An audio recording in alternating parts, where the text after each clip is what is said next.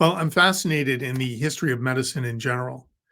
We've done a talk before on how appendicitis, or even the existence of the appendix, was questioned for hundreds of years, and how this sort of paradigm of questioning and emotions over intellect and eventual research and fact and publication and spreading the word and raising awareness modified our understanding of appendicitis. Nobody really cares about the appendix until it's inflamed. And for many, many, many years, people didn't even believe that humans had an appendix. And then when they convinced eventually enough medical authorities the appendix existed, people wouldn't believe that there was inflammatory disease arising in this structure. Finally, those barriers were overcome and surgeons started treating patients. And nowadays, we have very successful diagnosis and treatment of the appendix.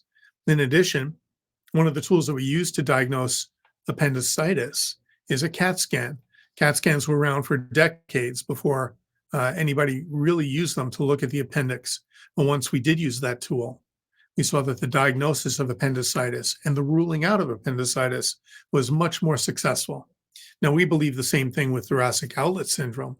So when I look back at the history of TOS, including it was first discovered and described in 1818, that's 200 plus years ago, and we look at some of the luminary names in medicine that researched TOS, very, very credible people who added to our knowledge base.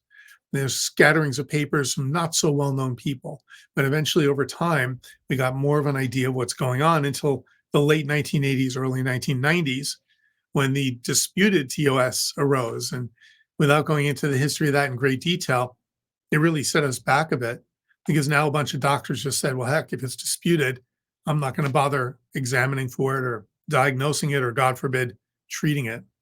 So I love these paradigms. They reflect how science is one thing and scientists are really another thing because they're human.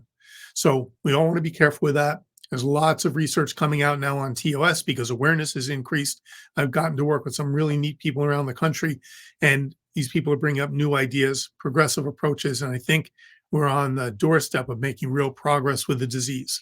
So don't be complacent. Remember, from history, it's taught us that we can think ahead, we can experiment, but we need to keep an open mind.